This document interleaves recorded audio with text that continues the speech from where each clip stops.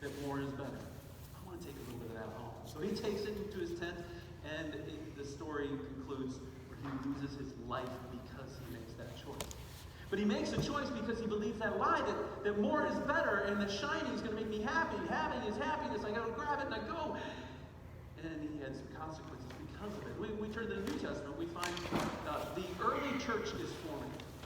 Jesus has lived. He's been crucified. He died and he rose from the dead. And he's ascended to heaven. And his followers are beginning this Jesus movement known as the church, which has continued on to today by the grace of God. And as they're forming this new church, there was a couple, Ananias and Sapphira. And they wanted to contribute to this new church movement. And so they sold some property. And they took the money, they sold some property, and they told the disciples, hey, here's all the money we got. But in reality, they were pretending because they kept some of the money for themselves. Why did they do that? Because they believed that more is better. And having is happiness. And if we can give that, but keep some for ourselves and it can be ours, we'll be more content. We'll be more satisfied. Everything will be better in our lives if we hold on to it because more is better. And because they did, it cost them their lives as well. And in these two examples, what we see is that there are very real consequences to the belief that more is better. And the consequences may not be that severe for you and I yet, but the consequences are never good when we find into the lie that more is better. About a quarter of The an inch. Apostle Paul was used by God to write many of the books in the New Testament. And he wrote one of the books, it's a letter to a young pastor, his kind of protege named Timothy. And Timothy was living in Ephesus, and he writes this letter to Timothy because Ephesus is an incredibly consumeristic culture. More is better could be like their motto. And he writes to this young pastor to give him some instruction in the midst of a culture that is screaming, more is better. This is where you find life and contentment is in more. And so we read these words found in 1 Timothy, the 6th chapter. It says, now there is great what? Gain. And this gain he's talking about is this increase of satisfaction. There's great satisfaction gained in what? More stuff. And wait, no, he says, in godliness with what? Contentment. There's gain in following Jesus and being content. And he says, for we brought nothing into the world and we cannot take anything out of the world. But if we have food and clothing with these, we will be content. And he tells this to his protege Timothy because material possessions are not the key to the good life. He doesn't want Timothy to fall for it. He wants Timothy to help the people around him see in a consumeristic culture where more is better, that the good life doesn't come from having more. That's not where it comes from, Timothy. Don't buy into the lie. He says, don't look to stuff to find your contentment because stuff cannot satisfy you because it was never meant to. It's kind of like eating junk food, kind of like the Doritos, right? When I feel hungry and I eat those, what happens is I fill my stomach with useless filler, right? It doesn't do what my body is craving, what my body is asking for. I don't satisfy the craving, I silence the craving. There's a big difference. I'm not satisfying it, I'm silencing the craving. The craving is there for something I need, but I'm giving it something I don't need that just makes it go quiet for a while. And that is exactly what money and stuff is to you spiritually. It is spiritual junk food. Spiritual junk food that when we have it, it silences our craving, but it does not satisfy the longing and the craving that is driving us. But there is a contentment that the Apostle Paul tells Timothy about, and it's found apart from stuff and money. And so the first thing I want you to see is that the contentment doesn't come from more. It can't come from more. There will never be enough that you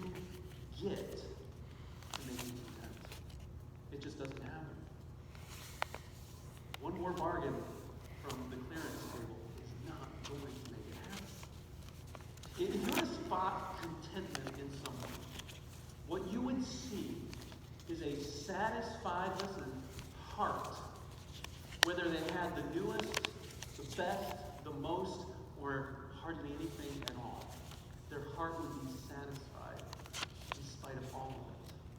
That's what contentment would look like. Contentment doesn't come from finally having everything you want. Right now, if you were to stop and write down what's one thing that you think you want, my guess is all of us can put together a list. And here's the thing. When you cross off every single one of those things, you will not find contentment. If you get that, you get that, you get that, everything you could put on the list you might ever want, you got all of it, you would end up discontent. Because it's not going to do it for you. It won't do it for you. It can't do it for you. Contentment is having a heart that is alive to God and to the people around you, no matter what you have. How do we become people like that? How do we become a person that isn't driven by getting more? How do we do that? How do we become like that? How do we break the bondage of the lie that says more is better, that is driving so much of the money madness in our lives? If we didn't buy into the lie that more was better, my guess is our credit card debt wouldn't be as high. Our houses wouldn't be quite so cluttered. We wouldn't have as many bills as we have. Because what's driving that is this lie that more is better and it will satisfy, it will bring contentment into my life. But it doesn't happen. And so how do we become people that leave that lie behind? Well, to find the secret to doing that, we again look to the Apostle Paul as he writes a letter in the New Testament to a church in the city of Philippi. In the 4th chapter of this letter, he says this: I rejoiced in the Lord greatly that now at length you have revived your concern for me. Now, understand where Paul is. Paul is sitting in a prison cell as he pens these words. And in the prison cells in that day and age, they didn't provide free meals for you and take care of you. They didn't give you anything. The people that knew you and cared about you would have to provide for you. And so he's in jail and he needs people to take care of him. And he's not going to eat. He's not going to have anything if nobody helps him out here. And so he says, I'm rejoicing that you revived your concern for me in prison. You were indeed concerned for me, but you had no opportunity. He's saying, you cared, but you didn't have an opportunity to help me out and to provide for me.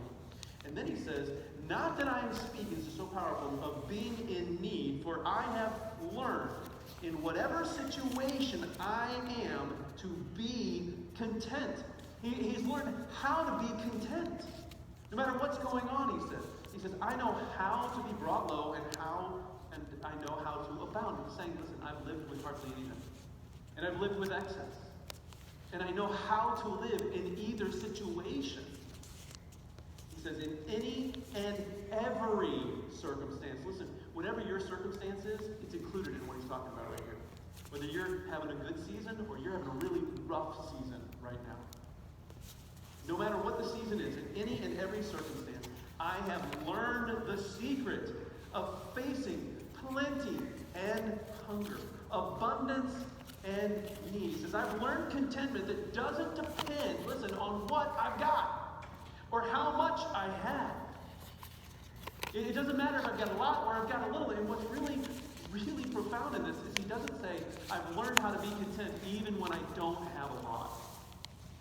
As if when I've got a lot, of course I'm content, but when I don't have it, I need to learn to be content. He's saying, listen, whether I've got a little or I have a lot, neither one of them have a bearing on my contentment. My contentment is other. It's found somewhere else, not in having a lot or having nothing. There's another kind of contentment that's not based on having a lot or little. Something that he has said in this passage is incredibly encouraging for us. He used this word, learn. And it's really, really helpful to know this. He says, I have learned the secret of contentment. What that means is, it didn't come naturally to him. He wasn't born like this. He had to learn contentment. It wasn't natural, which means this for you and I. We too can learn contentment like Paul did. That's good news. But there's a secret that we can get a hold of, and something can change in us like it did in Paul. You and I can be set free from the lie that more is better, which is a bondage that we don't even realize we're in. That this lie has this power over us, it's directing us, it's causing consequences in our life, and we're not even aware that that's what we're doing. This lie has so got us that we're functioning out of it, not even realizing that we're buying into it. There is a freedom that we can be set free from and experience the contentment that we're looking for. It's nothing new that we have to live, but it can be found. And he says, here's the secret. Want to know the secret? Here's the secret. Here's how you find contentment. This is where contentment is found. In verse 13, chapter 4, he says, I can do all things through him who strengthens me. That him is Jesus. I can do all things through Jesus who strengthens me. Jesus is the one that gives me the contentment that I am desperately searching for. Now, this verse has been a little used out of context. Maybe you've seen it in sporting arenas. Just so you know, a little clarity on this verse. I can do all things through him who strengthens me doesn't mean if I pray, Jesus will make me hit a home run. That's not what this verse is talking about. This verse is saying that no matter what is facing me, whatever I'm dealing with, whatever season I'm in, whether I've got a little or a whole lot, Jesus is enough for me. Jesus will take care of you. Jesus will provide for me. Jesus is my satisfaction and contentment no matter what's going on. It's not about what I've got, it's about who I've got. The what can change. It can be little, it can be a lot. It doesn't matter. Because I got Jesus. That's what Paul says. His contentment is found in a real, authentic, personal, daily relationship with the God of the universe. And that changes everything for Paul. Everything for him. Our contentment will never be found in how much we have. It's based only on who we have. Contentment isn't found in something, but in someone. And that someone is Jesus. That's where we're going to find the contentment that we are craving and that we're looking for. Paul's confidence is in Jesus to meet his needs, whatever he is facing or however he is feeling. Whatever you're dealing with, whatever you're feeling. Paul says the contentment you're looking for isn't going to be found in retail therapy. It's not going to be in the clearance table. It's not going to be in the Aldi special aisle. Sorry. Even if it has the X through it with the red numbers instead of the black ones, not going to find it. Not in Jesus. And not in some religious activity. Not in showing up to a church. Not in serving in a ministry or giving some offering. It's not found in doing some religious duties or believing in Jesus or thinking highly of Jesus. It's found in a personal, active interaction with Jesus. And there's a big difference. There's a big difference. Jesus is Paul's contentment and his satisfaction. It's Jesus. Not what Jesus does is the things he does for Jesus. It's Jesus himself. God made us for this. This is why we have a craving inside of us. Our desire for more, that we believe more is better, and that desire for more is a craving for our Creator. It's a craving for the one who made you, that loves you.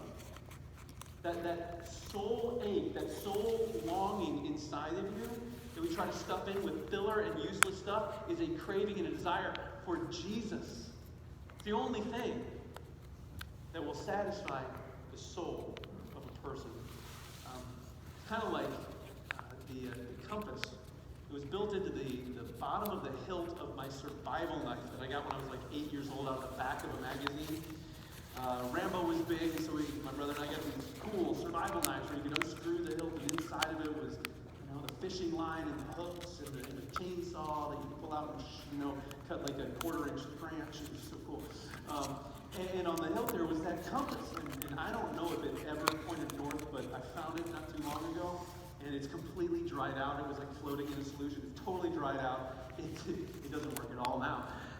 It's completely useless, totally broken. If I took that surviving knife and said, okay, listen, I know where I need to get. If I just follow these coordinates, so I take that and I try to find my way, I'm never going to make it.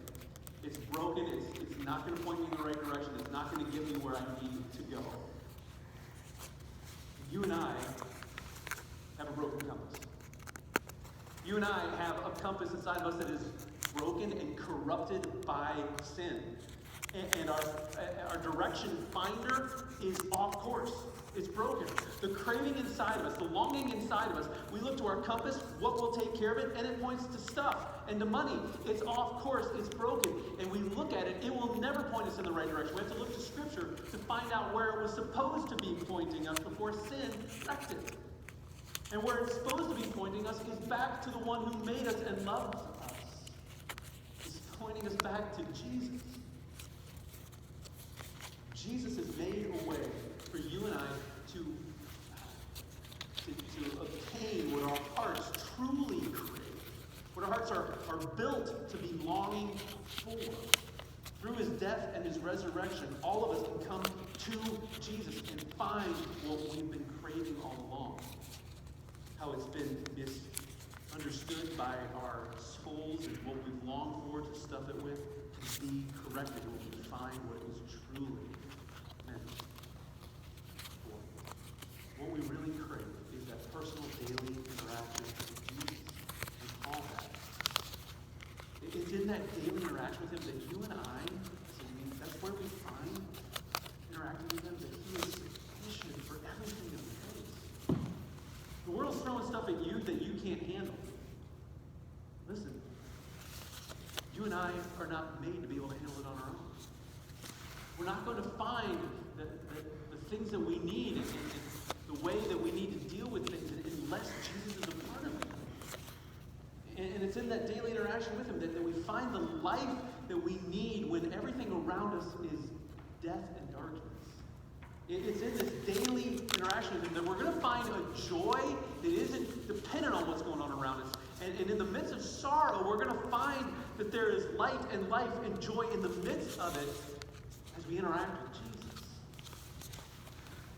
And it's in that daily interaction with him that we find the love that we so desperately need when our heart is wounded, bleeding, hurting.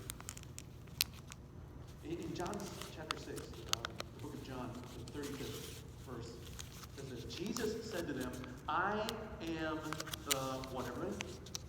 I'm the bread. And I love it, this analogy that he's using here, because I love bread. You know, you've heard man can't live on bread alone. I'm not so sure. I think I could. I love bread. I have to stay away from it. It's not really great for you. But he says, I am the bread of life. So I relate with that. There's the visceral, yes, okay, I love bread. I am the bread of life. And he says, whoever comes to me shall not what? Everybody? And whoever believes in me shall never what? Loud. Thirst. He uses this analogy because we understand our physical need for food. And he says, listen, that need, that longing that you have to eat and drink, guess what? Spiritually, I'm your answer. I'm the bread. You come to me. I know you have longings, and you know why you have longings? To point you to me. The cravings you have is for me. Come to me, and I will satisfy your hunger and your thirst. Not your stuff, not your money, but me. I made you with the longings you have. They are a craving for me. Push aside the lie of the filler that silences your craving and satisfy your craving with what it was designed